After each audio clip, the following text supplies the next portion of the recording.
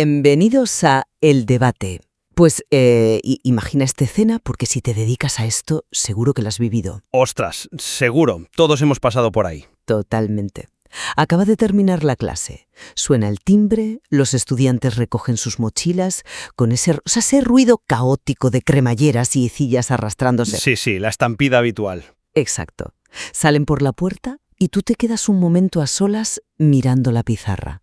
Y físicamente estás ahí, pero mentalmente estás repasando la hora que acaba de pasar. Tienes una sensación extraña. Ese silencio incómodo, ¿verdad? Ese mismo. Porque por un lado sabes que has explicado el tema a la perfección, has cumplido con toda tu planificación, paso por paso, pero en el fondo hay una certeza casi silenciosa que te pesa en el estómago, y es que sabes perfectamente que no todos han aprendido. Ya. Es un silencio muy particular, la verdad. Es el eco de una disonancia cognitiva tremenda con la que los docentes lidiamos a diario. Y es precisamente de esa dicotomía de la que nace nuestra conversación de hoy, basándonos en el material que estamos analizando. Esa brecha enorme y a veces dolorosa que existe entre enseñar y, lograr que alguien aprenda. Claro, porque históricamente hemos dado por sentado que son sinónimos, que existe una relación directa de causa y efecto. Yo diseño una buena explicación, tú la recibes y por arte de magia la aprendes. Pero la terca realidad del aula nos demuestra que no, que el aprendizaje no funciona así. Por eso hoy vamos a explorar la raíz de este dilema extraído del material. ¿Qué debe priorizar un educador para cerrar esa brecha? Sobre todo cuando la inercia del día a día nos empuja a ignorarla, ¿sabes? Exactamente. Y ahí es donde trazamos nuestra línea de análisis en este debate. Mi postura es que la verdadera mejora educativa nace inevitablemente de la metacognición docente y del cuestionamiento interno previo. Es decir, defiendo que hay que entender el porqué detrás de cada decisión antes de pisar el aula para salir del piloto automático. Mientras que yo, viniendo desde una óptica mucho más empírica, sostendré que el aprendizaje se garantiza mediante la evaluación formativa y la calibración en tiempo real, o sea, la capacidad vital de leer al alumno y ajustar la explicación en el momento preciso. Pues tomémonos un momento para desgranar esto porque exige pausa. A ver, la raíz de esta desconexión en el aula tiene una explicación que va mucho más allá de la simple falta de ganas. Sin duda, no es un tema de actitud. Claro, hablamos de enseñar en piloto automático. Y quiero que seamos justos con esto. No es pereza, es un mecanismo de supervivencia neurológica. Totalmente. Un profesor toma miles de decisiones al día. Miles. Y para evitar la fatiga decisional, nuestro cerebro crea heurísticas. Acumulamos estrategias, formas concretas de explicar, la fotosíntesis, y simplemente las repetimos por inercia. Ya, aplicamos la receta de siempre. Eso es. Las aplicamos sin detenernos a cuestionar si son la mejor opción para el grupo que tenemos hoy delante. Por eso yo defiendo que, antes de intentar apagar fuegos frente a 30 adolescentes, el educador debe examinar su planificación. La clave es la intencionalidad pura. Entiendo por dónde vas. Es sentarse frente a la unidad didáctica y preguntarse de forma implacable por qué elegí esta actividad y no otra. Si la respuesta es porque es lo que llevo haciendo 5 años, pues no estamos diseñando aprendizaje, estamos administrando un trámite. A ver, valoro profundamente la intencionalidad. Sería absurdo defender que un profesor entre al aula a ver qué pasa, sin un rumbo. Claro, sería un desastre. Exacto. Pero contrasto tu visión porque el diseño previo, por muy exhaustivo que sea, choca frontalmente con una realidad ineludible. El aula es dinámica, caótica y responde a variables que no puedes prever en tu escritorio. Bueno, preverlo todo es imposible, sí. Y por eso, el verdadero impacto ocurre cuando el docente desplaza su foco, o sea, su apego a esa planificación perfecta, y mira la recepción del estudiante en el micromomento. El material lo señala claramente. Pero la planificación es lo que te da el norte. Te da un mapa, sí. Pero si un alumno adquiere un concepto erróneo en el minuto 10 y tú no te das cuenta porque estás súper concentrada ejecutando tu plan, ese error se codifica en su memoria. Si ves que el estudiante se está cayendo por un barranco cognitivo, no puedes seguir mirando el mapa y acelerar. Ya, pero fíjate que llamar apego a la planificación me parece un poco injusto. No es apego ni ego, es la construcción de un andamiaje seguro. Entiendo la necesidad del andamiaje, pero... Espera, porque la agilidad sin una base reflexiva previa no es adaptación, es simple improvisación reactiva. Pensemos en el diseño de una clase como si estuvieras programando el GPS para un viaje largo. Vale, me gusta la analogía. La metacognición, ese cuestionamiento del por qué que defiendo, es el acto de sentarse antes de arrancar el coche y decidir por qué eliges esa ruta. Sabes que vas a evitar cierta autopista porque conoces los atascos, ¿verdad? Claro, anticipas los problemas. Exacto. Entiendo tu enfoque en el momento, pero si la estrategia base no responde a un porqué claro y se ha elegido por pura inercia, ¿no crees que intentar ajustar la explicación sobre la marcha es como intentar afinar los instrumentos en medio de un concierto que ya está fracasando? A ver, es que el problema del GPS ilustra exactamente lo que ocurre en las aulas. Y refuerza mi punto. Ah, sí. ¿Cómo? Porque tú puedes programar la ruta perfecta en tu casa, tomándote un café. Tienes tu porqué clarísimo. Pero, ¿de qué sirve esa ruta si cuando llevas 20 kilómetros hay un accidente imprevisto y tus sensores no te avisan? Bueno, pero al menos tenías una ruta óptima. Sobrevive al contacto con el público. El problema sistémico no es que los profesores no reflexionen antes de clase. La inmensa mayoría pasa horas planificando. El problema es la incapacidad de hacer una pausa táctica cuando notas el desajuste en vivo. ¿Te refieres a cuando ves que se pierden? Exacto. ¿Qué hago cuando noto la mirada vacía en la tercera fila? Si tú no tienes los sensores calibrados, te vas a estrellar igual.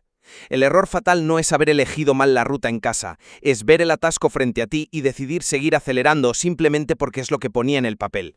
Vale, entiendo por qué pones tanto peso en esa calibración en tiempo real. Y, a ver, tienes razón en que seguir adelante frente a miradas vacías es negligente.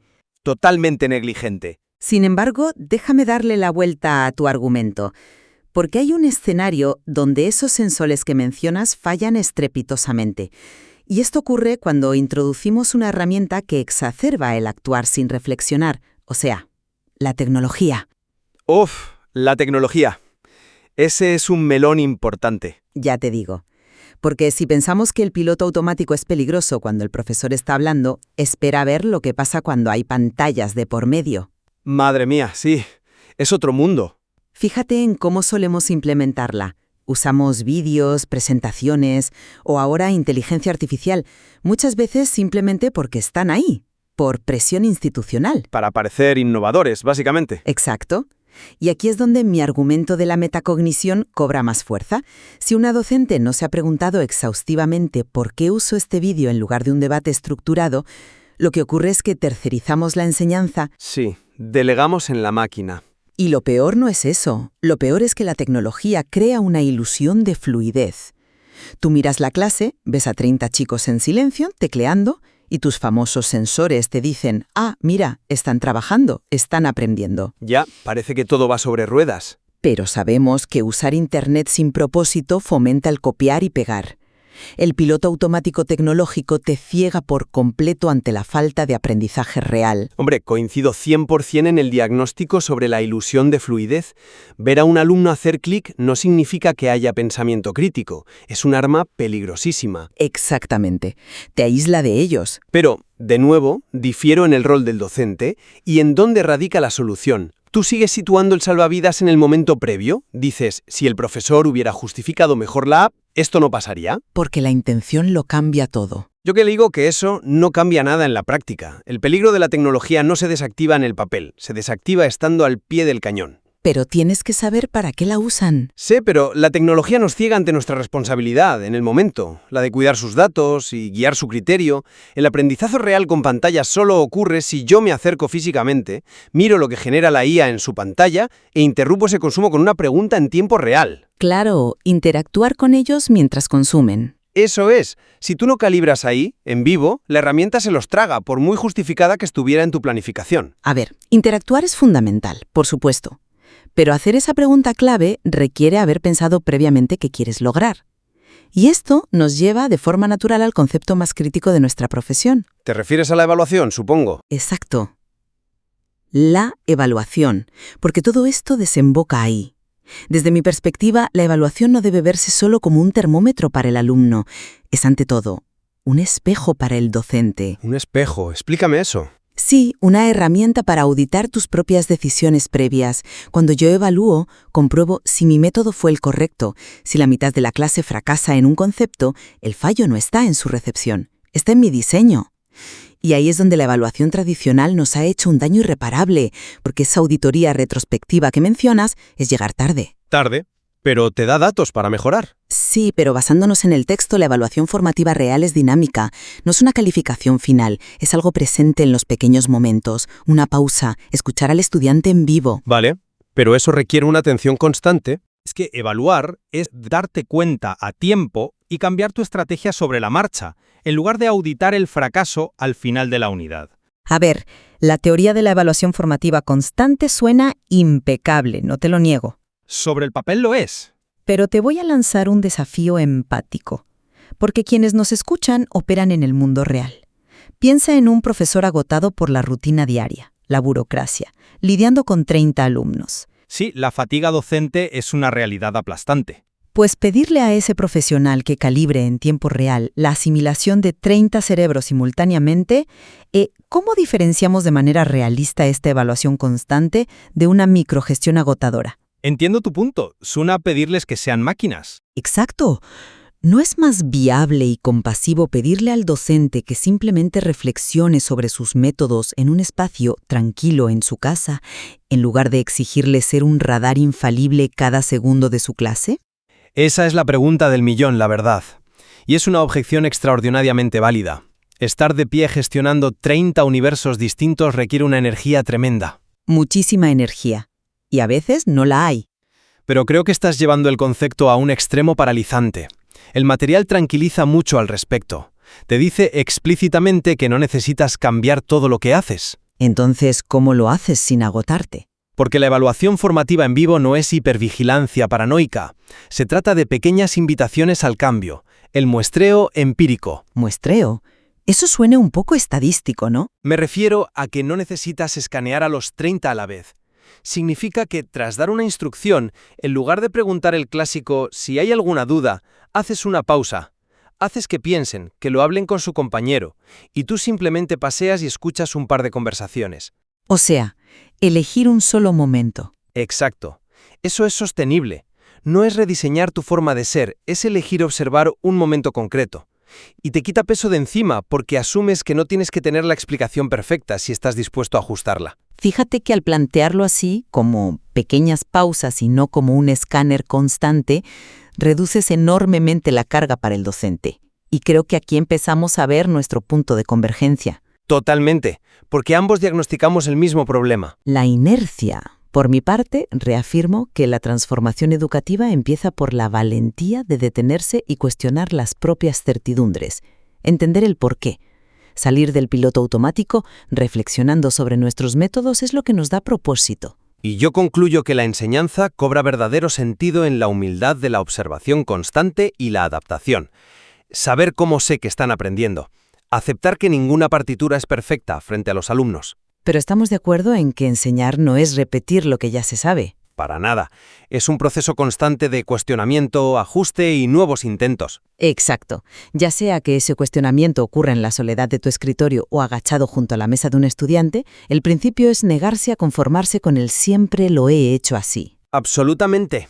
Y por eso, hoy queremos dirigir una invitación directa, cálida y sin imposiciones a quien nos escucha. En tu próxima clase, elige un momento muy concreto. Uno solo. Sí, uno solo.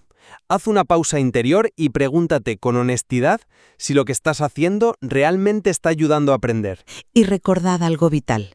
Si la respuesta no es clara, o si resulta que no están aprendiendo, no pasa absolutamente nada. No es un fracaso profesional. Al contrario, ahí es donde verdaderamente empieza la mejora.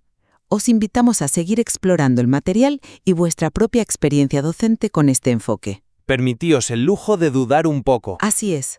Ha sido un placer poner estos puntos sobre la mesa hoy en el debate. Hasta la